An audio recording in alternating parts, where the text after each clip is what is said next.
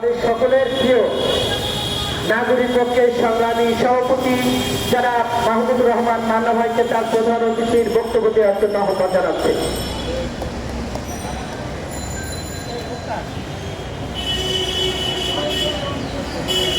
সভাপতি নেতৃবৃন্দ সাথীরা বন্ধুরা আসসালামু আলাইকুম।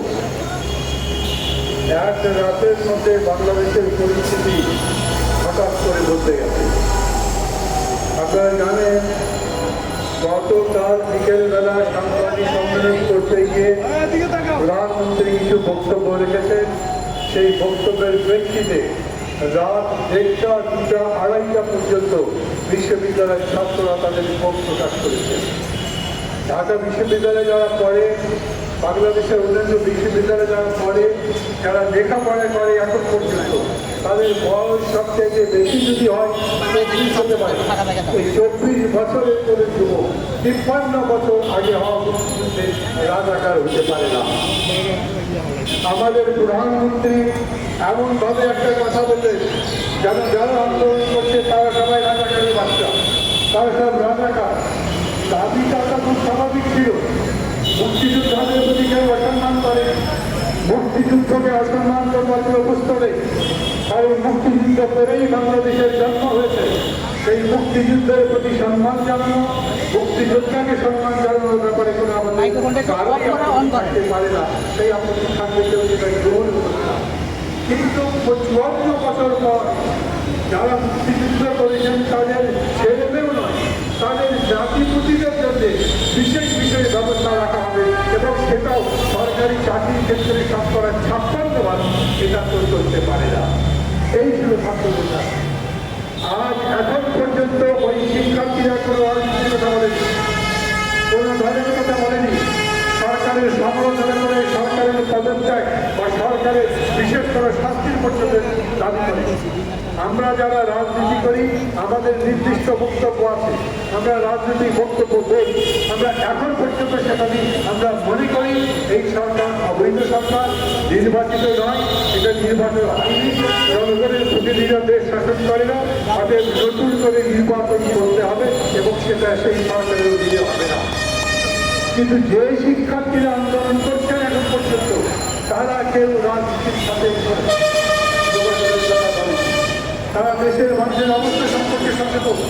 তারা জানেন জিনিসপত্রের দাম এত বেড়েছে যে মানুষের জীবনে নাবিশ্বাস উঠেছে। তারা জানেন যে বাংলাদেশ ভারতের সাথে এরকম একটা চুক্তি করেছে, একটা স্মারকে সই করেছে যেটা বাংলাদেশের স্বাধীনতা সার্বভৌমত্বের প্রতি একটা আঘাতের মতো। তারা জানে যে বাংলাদেশে দুর্নীতিতে ছেয়ে গেছে পুলিশ প্রশাসন, সামরিক বাহিনী প্রশাসন, এমনকি সিভিল প্রশাসন পর্যন্ত এই দুর্নীতিতে ব্যাপকভাবে জড়িত। আমি আবার বলি, ছাত্ররা এগুলোকে পছন্দ করে আমি মনে করি না।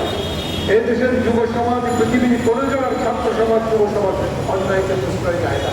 বলাই হয় অন্যায়ের বিরুদ্ধে বিদ্রোহ করাই হচ্ছে যুব সমাজের ধর্ম, তাদের জন্য সেটা দায়িত্ব। কিন্তু তারপরে ছাত্রদের চিন্তা হচ্ছে আমি লেখাপড়া করবো, পাস করবো, কিন্তু পাস করে তারপর আমার মেধার কারণে আমি চাকরি পাবো না। চাকরি পাবে শেষ পর্যন্ত কেবল দলীয় কোটার ভিত্তিতে এটা করতে পারে না। এই দাবির মধ্যে অনেক থাকে। বহুদিন আগে, মানে বেশ কয়েক বছর আগে বাংলাদেশের সর্বোচ্চ আদালত একবার এই প্রধানমন্ত্রী সম্পর্কে বলেছিল উনি একজন বাধা করেছিলেন। 18 সালে যখন কোটার আন্দোলন হয় তখন তারা বলছিল কোটা সংস্কার চাই, আর উনি এমন রাগ করেছিলেন, মাথা তো গরম করেছিলেন, সংসদের মধ্যে বলেছিলেন কোটাই আমি বাতিল করে দিলাম। এখন সেই বাতিল করবার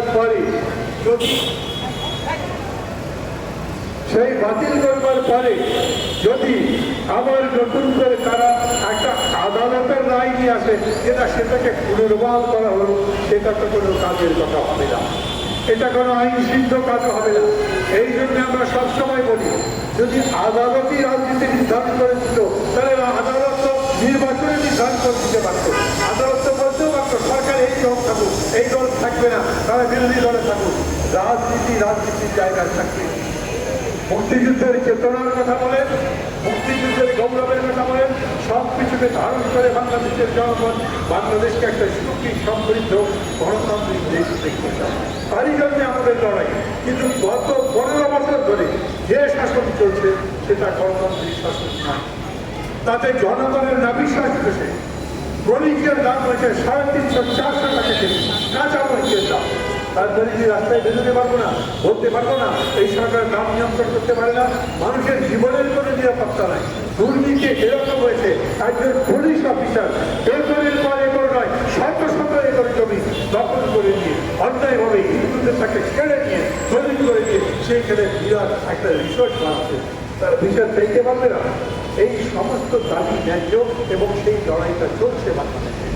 এই লড়াই যখন আমরা করছি তখন সেই লড়াইয়ে যদি কেউ বিচলিত হয় এবং তারই ভিত্তিতে যদি আবার নতুন করে সমস্যা তৈরি করে এবং যদি মনে করেন যে আদালতের রায় যে সেটা আমি বদলে দেবো, সেই কাজ হবে না। প্রথম কথা হচ্ছে এটা আদালতের কাজ নয়। দ্বিতীয় কথা হচ্ছে আদালতকে কোনো কিছু বলবার আগে খেয়াল করতে হবে।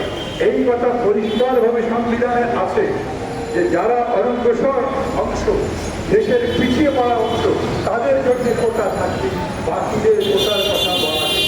এই ব্যক্তিতে ছাত্ররা বলছে তাদের জন্য যতদূর সম্ভব কোটা রেখে বাকিটা বিধান ভিত্তিতে দিয়ে দেয়।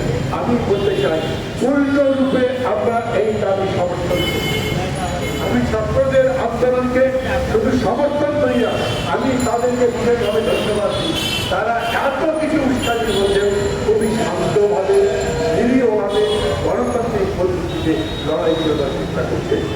পুলিশ ব্যারিকেড দিয়েছে, আমাকে বলে শাহবাগে জল কামান নিয়ে যাওয়ার দরকার কি? আবার জল কামানের পেছনে সাজোয়া গাড়ি আরেকবার চলছে। আমাদের আর্মি কি যুদ্ধ করতে যাচ্ছে? সাজোয়া গাড়ি থাকবে কেন? সেইখানে গেছে ছাত্ররা সেই ব্যারিকেড ভেঙেছে, ভাঙবার পরে তারা সেই জল কামানের কাছে গেছে, তারা সেই সাজোয়া জানের কাছে গেছে, কিন্তু কোনো রকম ভাঙচুরি করে নাই। ওইখানে যারা ডিউটি করেছে পুলিশ অফিসার, তাদের দু একজনের বক্তব্য আমি ভিডিও দেখেছি, ভাইরাল হয়েছে। তারা বলেছেন হাজার হাজার ছাত্র ওইখানে মিছিল করছে, কিন্তু তারা কোনো মিছিল করা হচ্ছে না। অথচ কি দুর্ভাগ্যের বিষয়, তাদের নামে হাজার হাজার বেনামী ছাত্রের নামে মামলা করা হয়েছে। আর তারপর আজকে যেটা হচ্ছে সেটা আপনারা সবাই দেখছেন। এখন পর্যন্ত ঢাকা বিশ্ববিদ্যালয়ে আমি আসবার পথে মোবাইলের ভিডিওতে দেখলাম রীতিমতো হামলা চালাচ্ছেন ছাত্রী। নিরীহ শান্তিপ্রিয়ভাবে ইডেন কলেজের মেয়েরা, মেডিকেলের ছাত্ররা, ঢাকা বিশ্ববিদ্যালয়ের সব হলের ছাত্ররা তারা জমা হয়েছে, তারা তাদের বক্তব্য রাখছে। তারা একটাই কথা বলেছে, আমরা রাজাকার নই, আমরা রাজাকারের বাচ্চা নই, আমাদের বাবারা রাজাকার ছিলেন না। প্রধানমন্ত্রী এই কথা বলে ঠিক করেনি, এই বক্তব্য প্রস্তাব করতে হবে। এর বেশি কিছু বলেন কথা বলতে পারেন না। উনি একটা মাইক্রোফোনের মাথাটা খুলে, মাথা মাথা মাথা মাথা আমি কথা রাখছি না, এই কথা আমি প্রস্তাব করেছি। এই দাবিকে থামিয়ে দেওয়ার জন্য একেবারে রীতিমতো পুরা বিশ্ববিদ্যালয়ে একটা সন্ত্রাস প্রার্থী কায়েম করা হয়েছে। আমি আজকে অনুষ্ঠানে যারা আয়োজন করেছেন তাদের বিশেষভাবে ধন্যবাদ দিচ্ছি। কেন?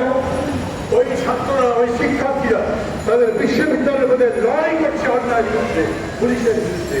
তারা অন্তত বুঝতে পারবে যারা বাইরেও আমাদের বন্ধুরা আছে, বাইরেও আমাদের শুভাকাঙ্ক্ষী আছে, বাইরেও সেই মানুষ আছে যারা ন্যায্য দাবির প্রতি সমর্থন করতে পারে। এবং শুধু এই কারণে তাদের কথা শুনে আমি এখানে বক্তৃতা করতে আসি। আমার বক্তৃতার কথা হচ্ছে আমি ওই ছাত্রদের সাথে আছি। যদি মনে করে অত্যাচার করে, মামলা দিয়ে, লাঠি পেটা করে, তাদের উপরে নির্যাতন করে, হল থেকে বের করে এই আন্দোলন দমন করতে পারবেন, তাহলে ভোটার কাছে দেখবেন।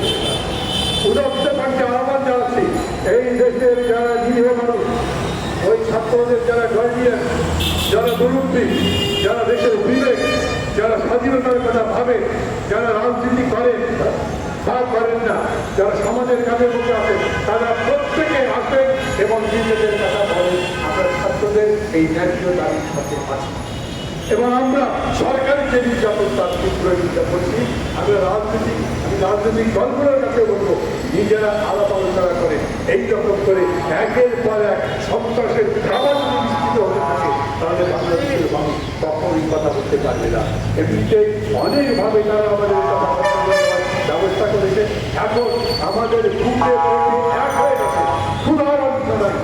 আমাদের ক্ষুধায় আমাদের জিনিসপত্রের দাম কমানোর করে ব্যবস্থা, আমাদের দেশের স্বাধীনতা বিপন্ন হচ্ছে, আমাদের দেশের সমস্ত দিক থেকে একটা নীরব দুর্ভিক্ষের মধ্যে চলছে। এই পরিস্থিতিতে ঐক্যবদ্ধভাবে লড়াই করতে আমাদের এগিয়ে আসতে হবে। সেই আহ্বান জানিয়ে আমি আমার বক্তব্য শেষ করছি। খোদা হাফেজ।